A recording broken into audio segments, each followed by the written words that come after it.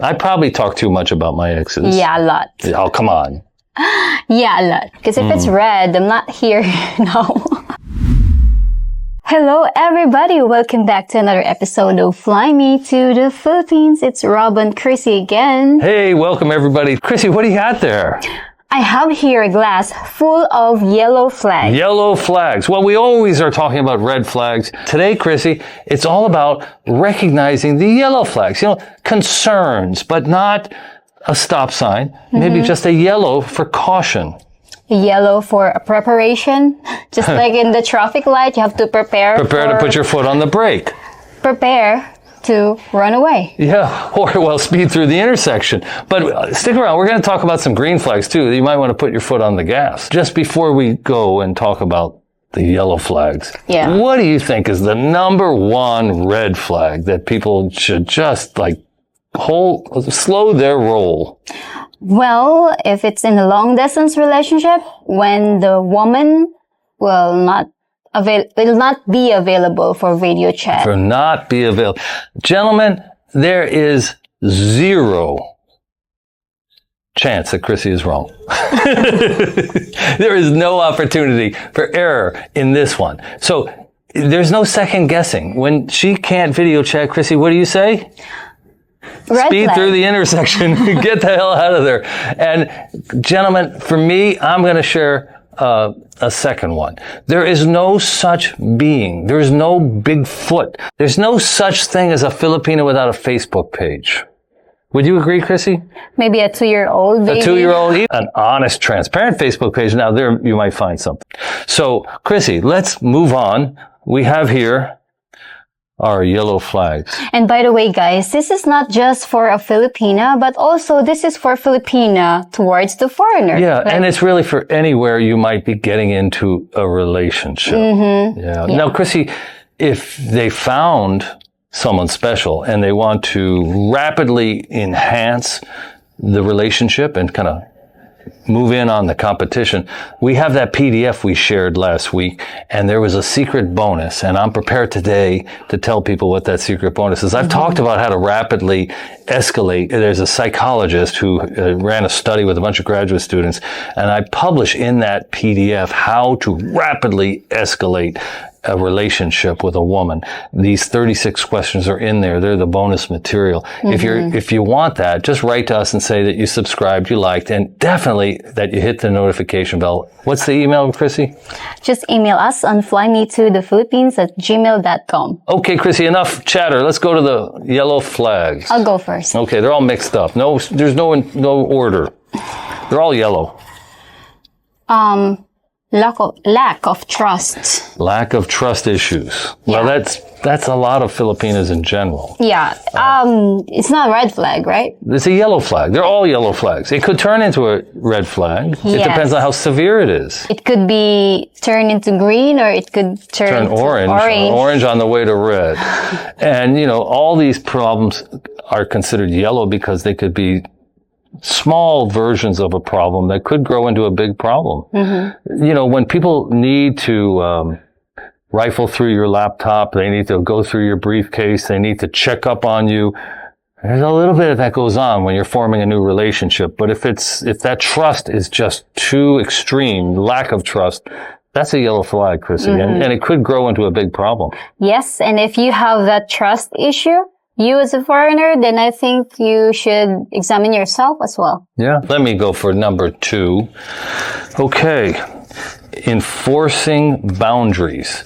If you're having trouble enforcing boundaries, where possibly you say, I can't take any incoming calls when I'm at work, I'll be at a business conference with a client, respect these times, they're not good times to reach out to me, but the person keeps intruding, texting you repeatedly when you're not able to respond. What other type of boundaries might someone not, Maybe your privacy. That's a boundary. Like when you go to sleep, they pick up your cell phone, or they ask questions that you just don't want to talk about. Maybe that could be all kinds of problems there. There will be some that will find it red flag, not just yellow, but it's red flag. But sometimes you have to have boundaries, and it could be like a good one is asking for money. That's violating a boundary, I think.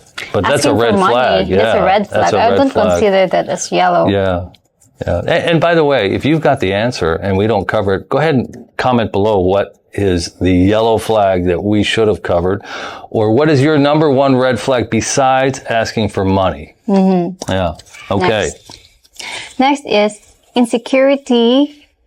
What's this? This is my handwriting here. Okay. Intricacies. Intricacies. The intricacies of the insecurities. It's a mouthful. Filipinas are jealous and insecure. We did this video last week where Jack Boyer, he penned this letter, and he talked about how even though there's so many finalists in Miss Universe from the Philippines, Filipinas are insecure about their nose, about their skin color, about their body shape. They're very insecure people for being so pretty. I think it could be, you could get an extreme case of it where they're always unsure of themselves. They're just insecure in the relationship. You're doing everything you possibly can. You're not talking to other women. You're not talking about other women. You call on time. Everything you do, but these insecurities just keep bubbling up to the surface and you're having to deal with them. I think it's a yellow flag. It's a yellow flag. And if it's too serious, then it could turn into a red flag. Could turn into a red flag. Yeah. Next. Bashing your ex. Yeah. We have this video called First Date Mistake, and we'll put it up here. We loved it. It was one of our early videos. And, when I was divorced after 27 years of marriage, I used to go on these dates. And they would say, the women would go, what happened to your last relationship? Or what caused your marriage to break up? And about 25 minutes later, I was going on and on and on and on and on and on and on and providing all this detail. What a waste of time and money, because the girl was like, I'm out of here. You're not over your ex. Or it's a big problem if you're talking about your ex to the new person. They don't really want to hear. You know what they want to hear? For the sake of my soul, I had to move on. And they'll ask again, what does that mean? You say, well, kids deserve 2 happy parents, not 2 married parents, something like that. Get off the subject, move on, and don't keep talking about your different exes or about reminding the woman you're talking to and you want to start a relationship about your ex, and vice versa. If she's telling you about some guy from California that was an actor and had big money, that's a big yellow flag. To me, that's a red flag. What about you? I probably talk too much about my exes. Yeah, a lot. Oh, come on. Yeah, a lot. Yellow flag? Yellow flag for me, not really that red. Because if it's red, I'm not here now. Okay, next. Unwilling to compromise. Unwilling to compromise. How about me? Am I willing to compromise? Yes. And there's a lot of things you compromise. You are stubborn, but you yield at the appropriate time. Chrissy is a combination of emotions and intelligence. And what I love best about you is that when push comes to shove, the IQ kicks in and the emotions settle down. I always say, Chrissy, your emotional IQ has a lot to do with timing, because when you get triggered or you get all this adrenaline shooting through your system, these chemicals, they take a few minutes to settle down, and the level of these chemicals in your brain. If you start making decisions in real time, if you start talking back to somebody in real time, your bloodstream, your brain's just full of adrenaline or other chemicals that these emotions have kicked off. The old saying was count to 10. We were taught when we were going to count to 10. So, being able to, what was it? What did it say? What was the name of it? And able to compromise. Being able to compromise a lot of times is a matter of allowing your emotions to calm down, getting some of those chemicals out of your bloodstream and looking at things logically. He wants to go to dinner at 8, you want to go to 6. It's not that hard to go at 7. Yeah. So. Well, in a relationship, there will be a lot of, compromising situations, because. It can be. But like this guy from Thailand said, you decide. What was he saying? Up to you. Well, I don't know about you, but I'd rather have someone I can negotiate with and figure out what they really want. I would say there are times that it is worth to say up to you that could not lead into trouble. But Yeah. there is an up to you that could lead into Tampo. Yeah. There's Tampo. Up to you. But then after that. Yeah. And by the way, Tampo is a red flag. If you're beginning a long distance relationship, or you just met a Filipina and you're getting Tampo, that's a red flag. And my advice is hire hard and manage easy. Figure out right away if this woman has Tampo. Let her know it's a no Tampo work environment, relationship environment.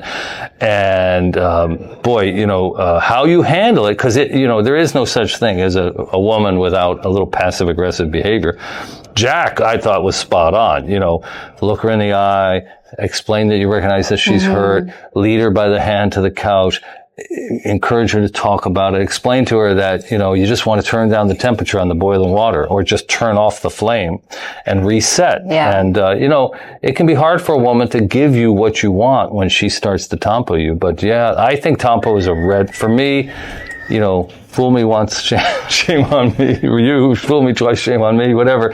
I mean, I don't even know how. But I am a non-Tampo kind of guy going forward. Yeah. No Tampo. No Tampo for me, or you. They have consistent debt. This is a problem. Debt is like when you owe money, utang, right? Utang in Philippine.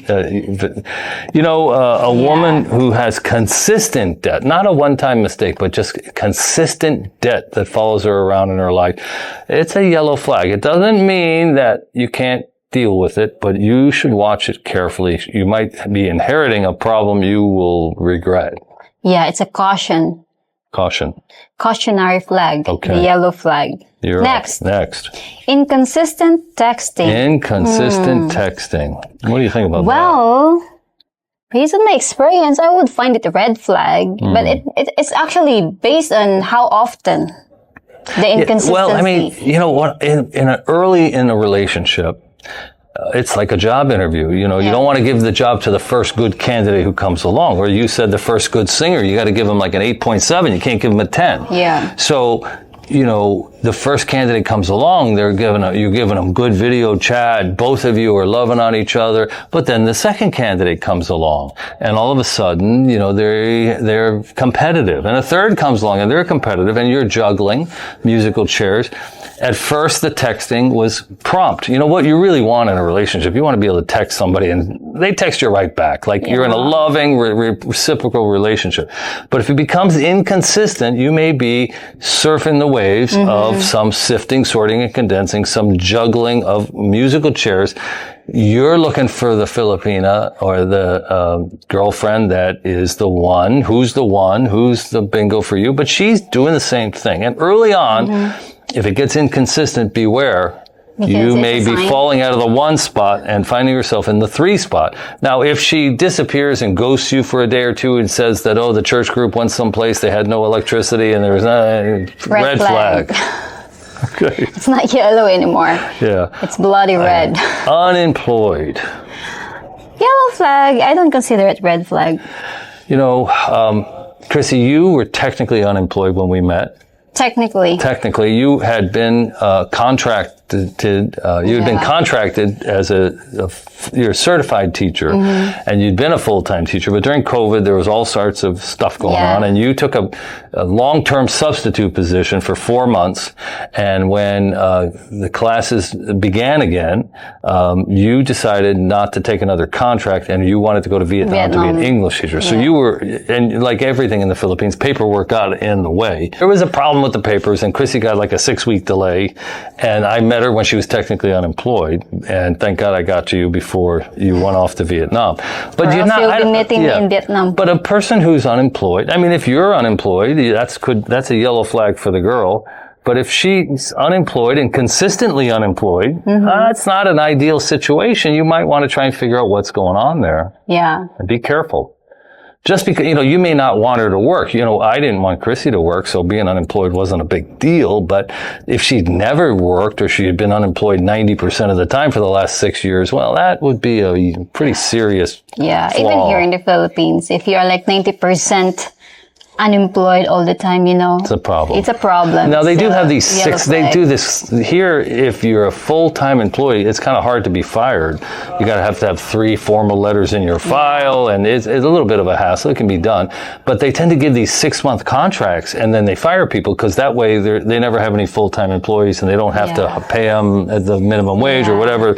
So there's a little bit going on there. You have to be a little tolerant. Yeah. There will be a lot here in the Philippines that are irregular employees. Irregular, irregular employees. And 6 then months, if they're not excellent at their work, then they can be, Just out you go. after 8 months or 6 months. Yeah, okay. Next is no hobbies or interests. No hobbies or interests. Sort of a empty like a vessel. stagnant. A stagnant person. They're not, Empty. Yeah, empty. that's the correct. I mean, maybe they like to travel, but that's not really, much of a hobby or interest. It requires a lot of money to travel. Yeah, like if you're gonna ask them what's their interest and their hobbies, and they can't say anything, it's kind of like boring. And if they don't, if they don't have a child and they have no hobbies or interests, that's a real. You got to watch out for that because you're going to inherit that problem. Yeah, because it's like he or she doesn't have passion, Right. I mean, I think it's healthy to have hobbies or interests, and it's a sign of there's somebody home. Yeah. Yeah. There's somebody. There's something in there. Yeah. Makeup and clothing, is that a passion or an interest? Making TikToks and twerking, is that? Oh yeah, it's their. Yeah, it can be a passion. Maybe but a red flag if they're twerking. Yeah, not really a very ideal passion of a person. All right, what do you got? They didn't talk about their family, or they don't talk about their family. One of the questions in those 36 that we recommend you use to form intimacy is to ask about the relationship with their family and their mother. Yeah. And a person who has a very bad relationship with their family and a very bad relationship with their mother, it's not definitely some families are horrible to people and there's a good reason to stay away from them.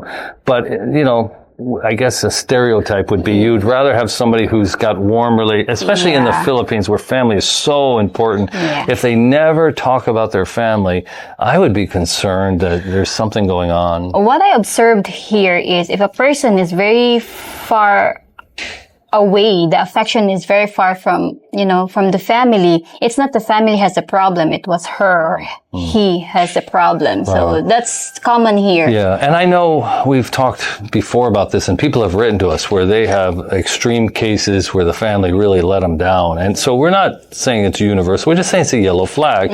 You should try and understand the circumstances a little bit better before you make a red flag judgment. Yeah. Okay. Me or you? You? Me. Okay. Being dishonest about little things. White lies. White lies. Are you a white liar? I don't think so. We discussed this before in school, like, is white lies good or bad? But I admit white lies sometimes helpful. Sometimes it's just such a hassle to get into something, but I think if people tell little lies that are unnecessary, you can bet your bottom dollar that person's a big liar. Yeah. I mean, if it white lies or little lies, but it will come up not more often, not often, like sometimes you will discover that she lied to this thing that not really matter. Have you ever been in a relationship where your partner was prone to telling little lies and eventually the big lie came out? Yeah. You found out that they were really lying about money or sex or something else. Yeah. Comment below. Share your experience. You want to discuss more about lies? No, we don't have much lying going on in our house here. Yeah. History of failed relationships. Well, I'm older than you, Chrissy. I don't think that's fair. Because I've got a lot. How many failed relationships? Well, I don't know. I was married for 27 years, 25, very happy. And I've never had a really short-term relationship. My relationships, other than my marriage, have always been like 5 years or so. But, I've had more than one. And, 5 years is long. Yeah. So, we've both been married before. Yeah. So no one's perfect here. And I think most of the people watching this channel have been in one or more failed relationships. But a history of, it's sort of like when I would hire an employee, I would look to see if they had a bunch of short-term jobs, 6 months here. How many times they get fired? How many times they got fired, or how many times they choose to quit. You don't want, it's sometimes there's legitimate reasons the startups fail, the stock tanks and everybody gets let go. But more times than not, it's a sign of potential trouble if the person doesn't last long at their jobs or last long in relationships. And there's a whole bunch of failed relationships in their past. What if there's a situation, what if you met a Filipina? She will say, I had 5 failed relationships. Well, and those 5 relationships are like more than a year relationships. And then when you ask her, what happened? And then she will say, for the sake of my soul. I had to move on. I have to move on. Will you be suspicious? Yeah. For me personally, I kind of, I used to look, I've told this before, like when I would text 3 or 4 times, the person would say, do you want to WhatsApp? I would never do Google chat rooms or Skype, but I was happy to WhatsApp. But in reality, I would say to the woman, do you have Messenger? Do you have Messenger? Because you know what? If I could have her send me her link to Messenger, then 90% of the time I could link over to her Facebook profile, and I would say, I'll call you back in half an hour. I'm busy. They were unlocked. Now, it might not be a real Facebook, but some version of Facebook. And right away, you'd see that she had a tramp stamp. She was at a resort with some Western guy taking the 5-star pictures at the pool with the 2-piece. And I knew this wasn't my Filipina. This wasn't who I was looking for. So I generally approached it that way. I was a very much trust but verify guy, but I just was looking for someone who had not dated a foreigner before.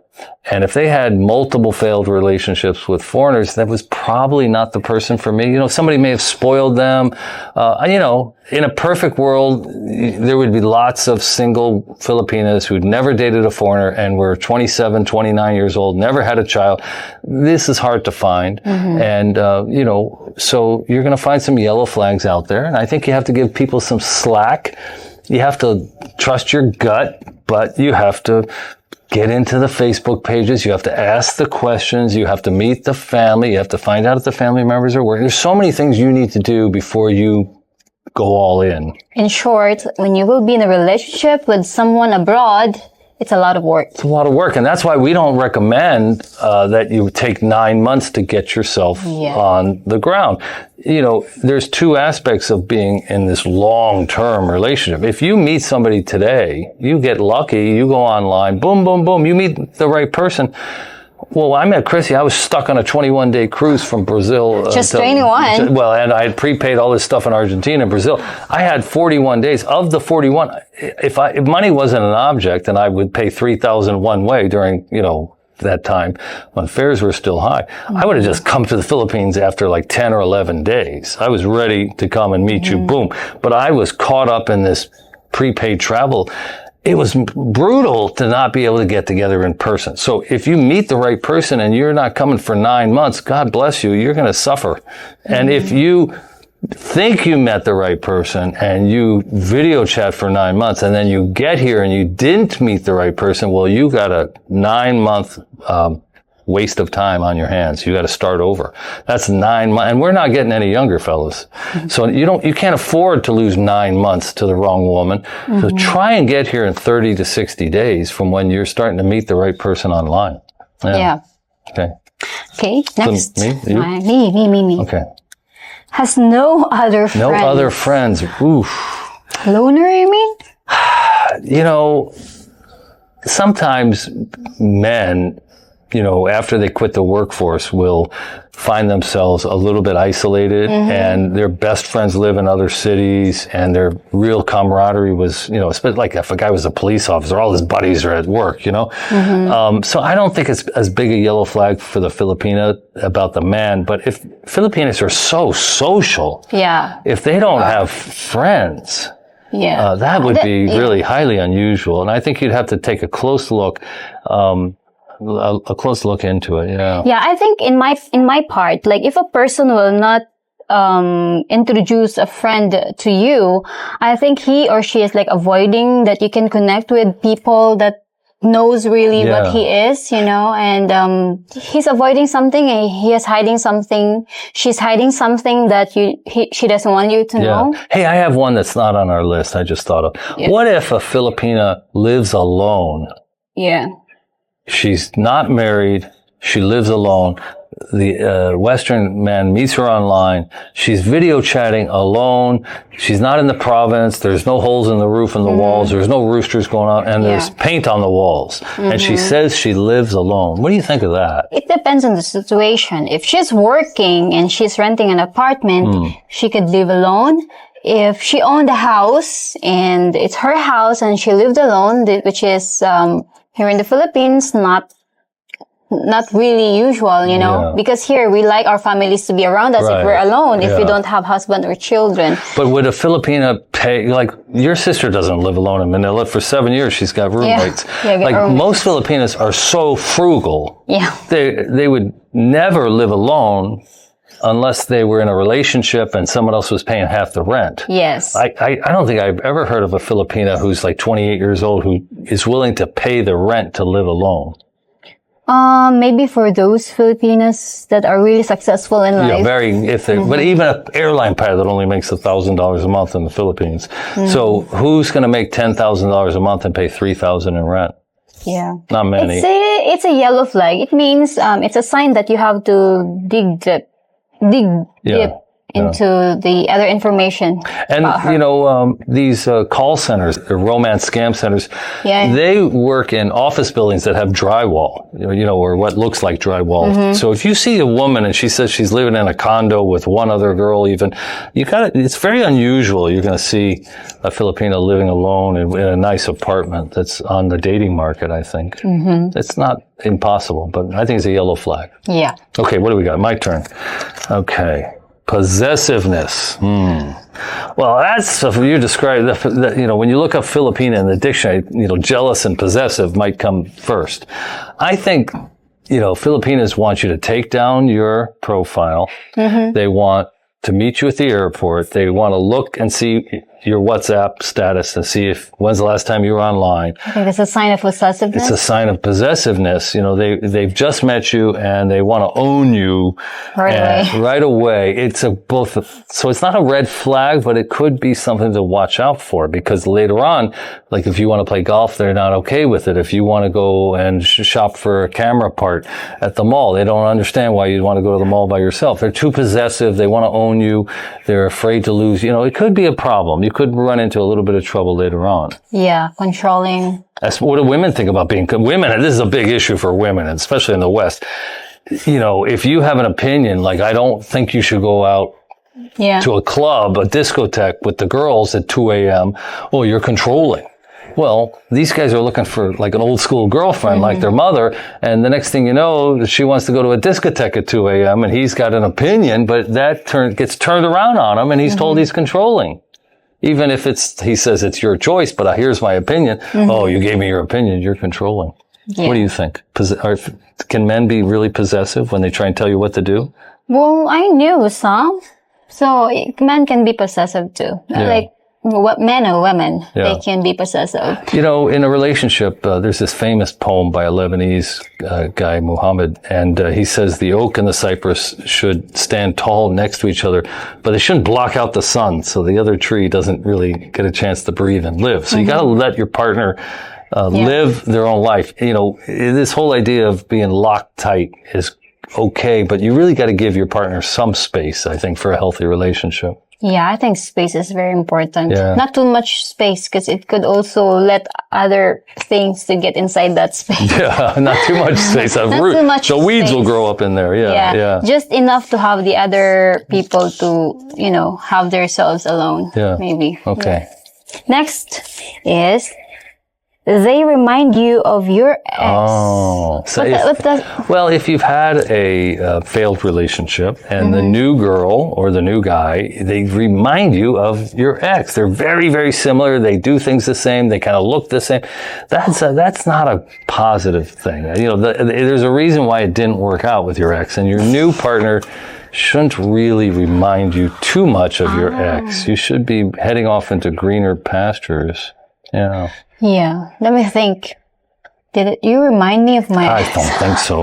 There's a little bit of an age difference there, Yeah. So Chrissy, we promised people we'd talk about green flags. That's another, red flags, red flags, red flags. How about some green flags? Well, I think consistent texting is a really green flag. Consistent communication, a willingness and interest in talking about future plans is also a really positive thing. When the other person is hinting at future plans and is willing to engage in that conversation. Gosh, if I come to the Philippines, if we could do this, or if we get together, we could live this type of life. We did that. We talked about what, and you mentioned once before, a man with a plan was attractive to you. Yeah. Yeah. It's very attractive. What it's other a green flag? Do you have other green flags? For me, the green flag for me is if that's someone you talk to, or that's someone you are in a relationship with, giving you a peace of mind and calmness within you, that's a green flag. Like when you sleep at night, you will not worry of something, you will not overthink, because he or she gives you this peace inside you. Inner comfort and inner peace. That's really a green flag. Yeah. I think, if you don't have, along that line, if you don't catch them in any inconsistencies, they're reliable, and they're always honest with you. I think they're proud of you. That's another thing. That's really important. A lot of guys, they never show up on the girl's Facebook page. I mentioned Filipinas always have. So if you start to show up on the girl's Facebook page, if she says, "Hey, Mom, meet Rob," because before I met in person, Chrissy, I had spoken to her father, her mother, her brother, her sister, the nieces, the nephews, her son. I met the whole family. They all knew me in those 41 days. I probably talked to each of them 2 or 3 times at least. Yeah. I kept seeing your brother. He was always waving at me, So that's a real positive sign. Yeah. It's a green flag. Like when we met in Makati, and then you talked to your children and you told them that we met, that's really a green flag for me, because you were proud and you informed them that you met me rather than keeping it secret. Right. So being public about the relationship, a very green flag. So Chrissy, how do you get to the checkered flag? We're going to have to make a video, because we're trying to have a checkered flag wedding in September, early September, and we're going to make a video coming up, because that's not going to happen. We're not going to get married. We will not be getting married in September. We're not getting married in September. Because you have to watch that video. But we will be married soon enough. It's just we caught a delay, Philippine style. Yes, in our next video, we're going to share with you the possible struggles if you want to marry a Filipina here in the Philippines. The requirements and the struggles and everything that you need to know before setting the date. From Fly Me to the Philippines. For private consultation, email me at flymetothephilippines@gmail.com. Till next time. See you in our next video.